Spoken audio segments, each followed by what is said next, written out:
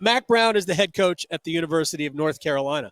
How's the conveyor belt treating you here at Operation Kickoff? It's good. It's good. You got to be. In fact, this is my 34th media day. Wow. So the guys used to tell me the best thing you can do is leave with no headlines. And at 70, you just say what you think. So there's going to be something. So that's just part of the deal. You know, it's fun. It's interesting you bring that up. You can get away with more as you get older. My grandmother, I don't know why I'm telling this story. My grandmother is no longer with us, obviously. She was in her mid-90s. She was at an assisted living home, totally had all her faculties, and would steal books from the library because she liked them. She said, what are they going to do? Not give me cherry pie? She had a reason for it. Joe Paterno came and honored me at a function in Texas, and he stood up.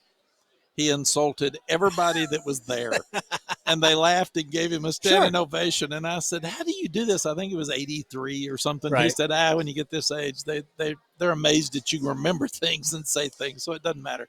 Mack Brown, life after Sam Howell. What is it? Well, we 3 years ago when we sat here, Sam Howell never played in a ball game. Right. And as a true freshman, he beat South Carolina and Miami in the first two games. The two guys we have are very talented. In Jacoby Criswell, Player of the Year in Arkansas. Drake May, flipped from Alabama, Player of the Year in North Carolina. And they've got experience. So we should be further, and we have better players now than we had when Sam started 3 years ago. So we've just got to see how it plays out. People have said, are you going to play two? That depends on them. Right. You know, would you rather play one? Yeah, I'd rather have Sam back. But we don't.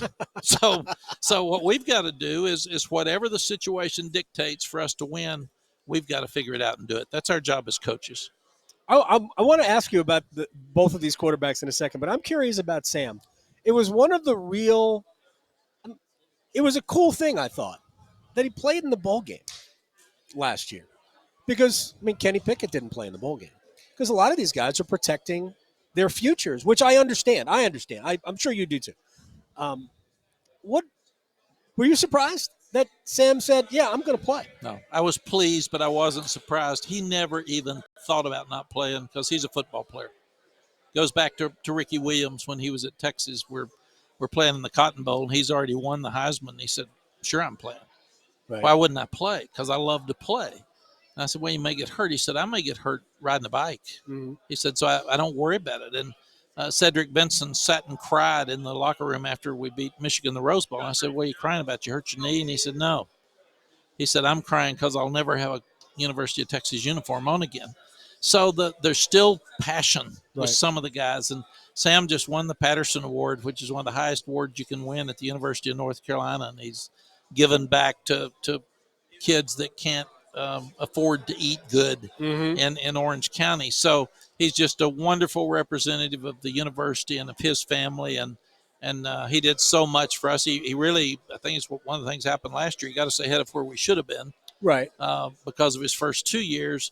And then we weren't good enough to help him enough last year. But he's put us back on the map and got us in a position now where we can actually compete at this level. You warned everybody about last year. Nobody listened. It was so funny. I was sitting there and I said, I've been in the media. They're thinking it's just me talking. I watched us. Right. I'm going to be honest. That's the thing you can say. You can be at 70. And I said, we weren't playing good. I didn't want to convince our team we were bad. Right. But I was trying to convince the team that you can't just walk around and be complacent. And when we're not good enough. And they listen to all the hype more than they listen to me. And that's kind of what today's about. It's a hype day. It is. Because everybody's got hope and everybody's as healthy as they're going to be and everybody's going to be good and everybody's excited and all that. And in truth, about 7th, 8th game, it'll be about 90% of these will have a disappointing year and not finish like they wanted to. And that's just part of media day. We'll find out pretty soon how good you are, because I think your trip to up to the Rock is going to be interesting. You have a game week 0 this year. Was that game designed to just kind of knock the kinks out before you get to the game at App? No, but we wanted a home game with young quarterbacks before we went on the road to a tough game at App State. And it also gave us an open date before Notre Dame. Okay. So it really worked well from 2 or 3 different standpoints. But you really don't want to take young quarterbacks that have not started in a game and put them on the road against a really good team. Yeah, and I think App is very, very good. They are. That is going to be a toss-up game.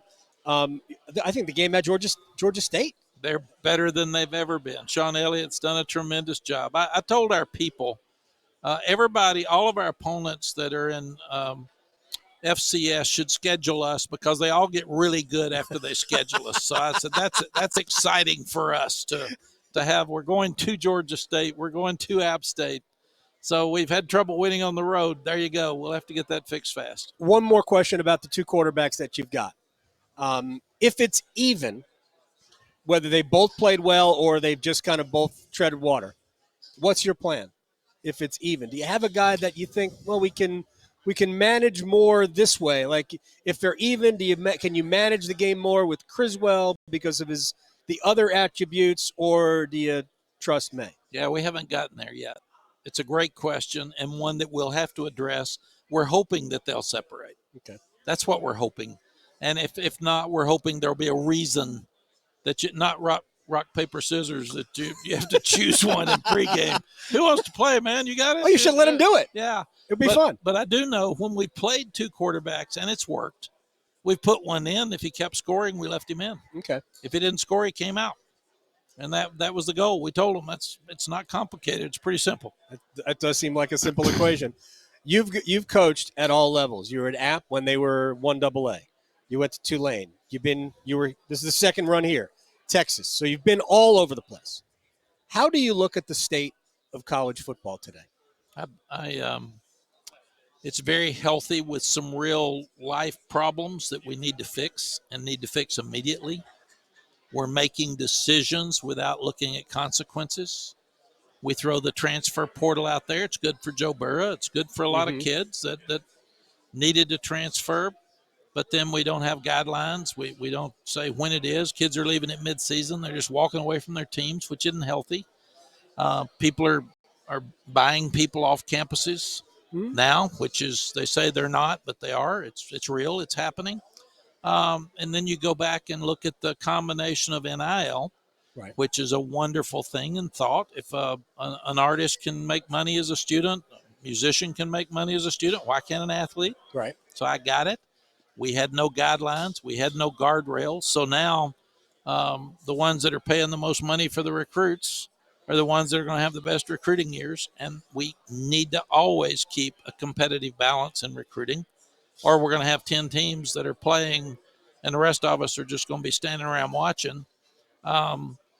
So we've got to make some really hard decisions right now. And because people need more money now than ever before, realignment's talked about. Yeah. That's the next step of this. And I'm a guy that really believes in what's best for college football, not just what's best for North Carolina. Even as the president of the American Football Coaches Association, I used to ask the coaches on the board, there were 17 of us, vote for what's best for college football. Don't vote for what's best for your school. Right. And to me, 50 teams and 2 mega conferences is not best. You're going to have a whole lot of good programs that just die. Yeah. And the fans aren't going to come if it's not competitive and if it's not something that they're playing for. And then it's going to drift down and hurt Group of Five and then FCS and then Division 2 and 3. So I'd rather see us keep conferences across the country and be competitive and really look at it. They threw out a 12-team playoff. Well, why don't we do it? Well, what are the consequences? Let's think about all the things we're going to have to fix after we do it, but let's do it before we do it. And I think that's the thing we've got to learn. So let's be better prepared and ask more questions and have more different situations through the process that we can evaluate before we just say we're going to pick this one. Mack Brown, I know you have to go, but I wasn't sure if this was going to be ACC Media Day or Big Ten Media Day where I talked to you, or SEC Media Day, because I was told that Bubba Cunningham was basically shopping UNC to the highest bidder. This is just a joke. But I thank you very much for your time. It's always fun. Thank you. I remember at Texas, and I'll make this very quick, they thought we were going to the Pac-12.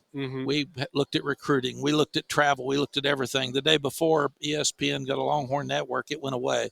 So I'm worried about Florida A&M. Who's going to start at quarterback? How do we get a lot more depth on our team?